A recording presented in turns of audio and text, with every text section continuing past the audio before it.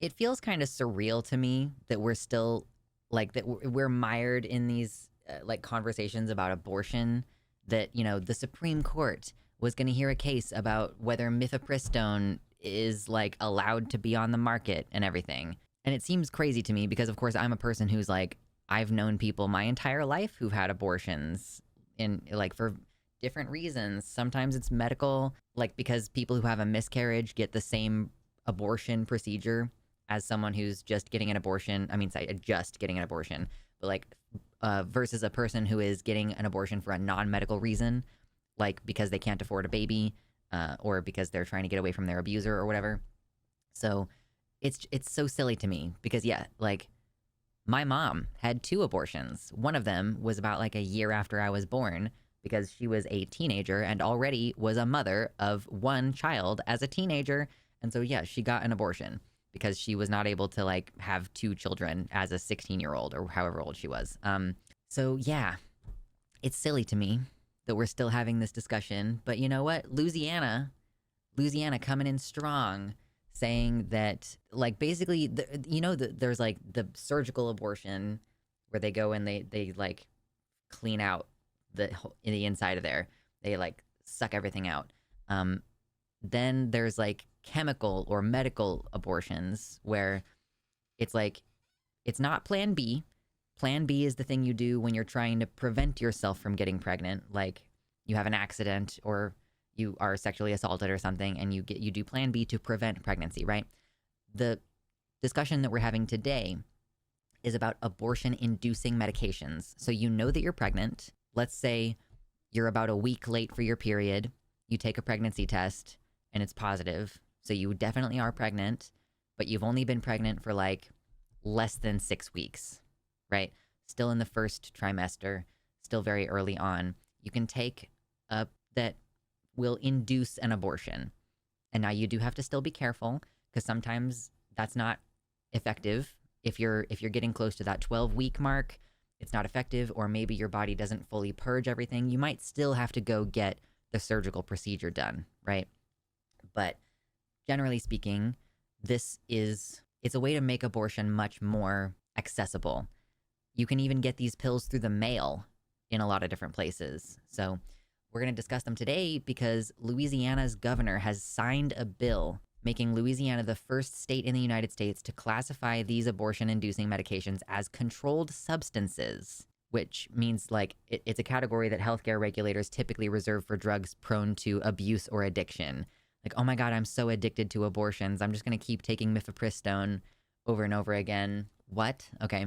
The measure, thrusting Republican-led efforts to restrict abortion back to the political forefront in a presidential election year, was in fact signed into law by the Republican Governor Jeff Landry a day after the state legislature sent it to his desk. The bill cleared Louisiana's Republican majority House of Representatives and Senate by wide margins, even as efforts by the FDA to expand access to abortion pills is facing a legal challenge before the Supreme Court. So yeah, we're still dealing with this whole Supreme Court case.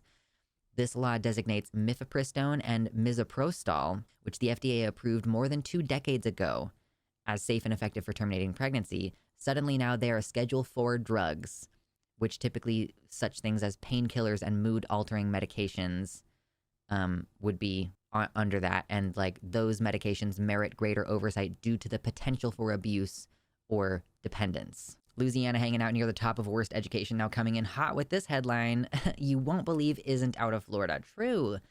Yeah, it puts these pills in the same category as Xanax and Valium, which are, you know, gate-kept to a certain degree because of the fact that they are quite addictive. Although neither mifepristone nor misoprostol are considered by the medical establishment to pose an addiction hazard of any kind. So this reclassification is going to make it riskier for Louisiana residents who are already subject to a near-total ban on surgical and medical-induced abortions to obtain these pills from out of state or order them online without a prescription. Of course, critics say that this will make it harder for patients to obtain the drugs when they are prescribed for routine uses, such as inducing labor and childbirth. Yeah, like this is like a labor induction drug as well, or treating miscarriages and reducing the risk of serious bleeding from ulcers. Doctors will need a special license to prescribe the drugs, like beyond their usual scope of Like doctors already have a license to prescribe things, so they need a special. Those prescriptions are also going to be entered into a state database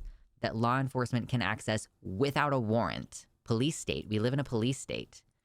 Critics say that situation could compromise patient privacy and expose physicians to unwarranted investigation and pregnant people to unwarranted investigation. Like, these drugs can help you finish passing a miscarriage that you've already started to have. Imagine your miscarriage becoming a criminal investigation. Like, let's say it's a baby you wanted and you miscarry. And now, because you needed to seek a medical abortion or a surgical abortion, either way in Louisiana, imagine that becoming a criminal investigation. The baby that you wanted, the baby that you were looking forward to having. Hey, you should like, comment, and subscribe. And you can hit up the Patreon or maybe buy one of these hoodies that I'm wearing because it's good merch. Do it. Do it for the cat. Do it. Do it. Kristen Moore, who is head of the nonprofit Expanding Mediation Abortion Access. Expanding Medication Abortion Access? That's a typo. Has added that it creates more onus, more chaos, and confusion for people accessing this medication, saying that this is intended to put mifepristone and misoprostol back under lock and key. The two pills are usually taken together as a 2-drug regimen, which allows women and anybody who's pregnant to terminate a pregnancy at home. And these now account for more than 60% of all abortions in the United States. This bill is going to make unprescribed possession of these pills a crime, punishable by 1 to 5 years in prison and a fine of up to $5,000. So yeah, again, you're gonna go to prison for up to 5 years for this. Yeah, one of many reasons why my wife and I will not be settling in Louisiana when I finish my PhD. Like, you're running people out of the state. You're ruining the economy of your state by running people out of it. And if you were to cross state lines and access it across state lines, you can't take them at home because even possessing the pills is a crime punishable by up to 5 years in prison. Although, actually, interestingly, this next sentence says, pregnant women are expressly exempt from punishment for violation of the measure. However, any other person who might help them obtain the drugs, such as friends, family members, or healthcare providers, could be subject to prosecution. Does that mean that, like, if the drugs are in your house, your husband could be prosecuted because he is technically in possession since they're in his home? Women who are not pregnant but obtain the pills to have on hand as a precaution are also not exempt. So I guess if you are the pregnant person, that's a weird exception. That's a very weird exception. Oh, of course, supporters of this bill said that placing mifepristone and misoprostol under greater regulatory control is intended to curtail their distribution for illicit purposes, such as coerced medication abortions that the larger bill aims to prevent. Because yeah, I guess one of the main parts of this bill was like, we're going to outlaw coerced criminal abortion by means of fraud. Like, which basically means if someone drugs you so that you have a miscarriage, but is that not already like a crime? Like, is that not already illegal? Like, drugging someone without their permission? I don't know. It's super weird. Okay, yeah, look at this. Like, the measure's chief sponsor, Senator Thomas Presley, I've heard his name before, and I hate that guy, named the bill for his sister, whose then husband slipped abortion drugs he obtained from Mexico into her drinks, causing her serious health effects and the premature birth of her daughter, who did survive. The husband, whom she divorced, was later convicted in a domestic violence case and sentenced to 180 days in jail. So this tells me that it is already, like, actionable. I mean, I guess unless there's a suggestion that the domestic violence was for some other thing. But, like, yeah, drugging someone, it seems like you could just count that under domestic violence and we don't need to make an entire new law. Like, they're just trying to crack down on people having access to this drug at all. And it is worth pointing out that Louisiana has a pretty high rate of unwanted pregnancies in the state. Like, this is from 2017. Among pregnancies, women aged 15 to 44 in each state in the U.S., the proportion that were wanted later or were not wanted in Louisiana is 43%. So among women, it's weird to say women aged 15. Okay, whatever. Females aged 15 to 44. I don't know, whatever. Like, there's not a good way to phrase that, especially because this conversation always leaves out transmasculine people, but whatever. People able to bear children starting from age 15 to 44 in each state, looking at those numbers of which ones wanted the pregnancy later or did not want it at all, 43% in Louisiana. So like, yeah, you're just taking away options. And a lot of the times the people who are seeking these procedures are already mothers. Like, I haven't looked at the statistics in a while, but the statistics like 10 years ago were that the majority of people seeking abortion are already parents. Like, they already have kids.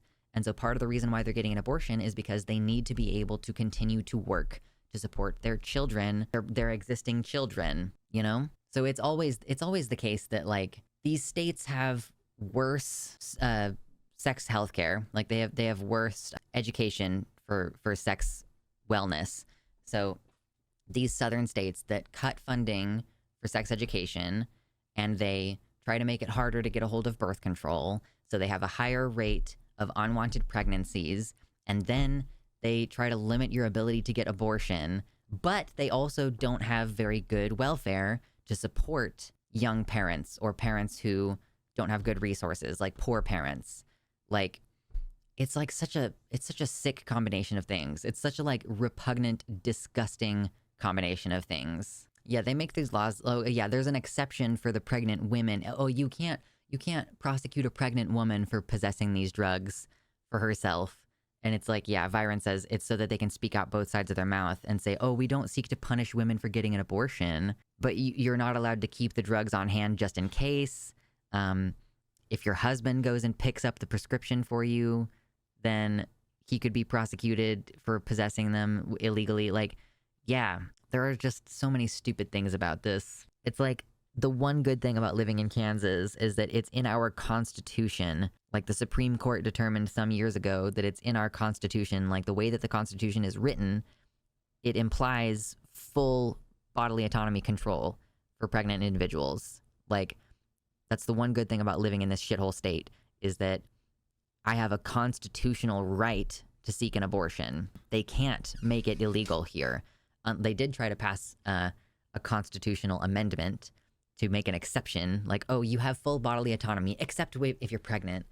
But yeah, we smacked that down, and the majority of voting adults in Kansas said, no, we're going to protect abortion, actually. So kind of everything else sucks about living here, but that is one good thing. Yeah, and it will also have the effect of scaring people and grassroots organizations away from helping pregnant people access abortion medication. Like, a lot of the time you need a prescription to get this shit anyway. It's also worth keeping in mind the state has basically sank itself literally from its years of endorsement of the fossil fuel industry more directly than you might think.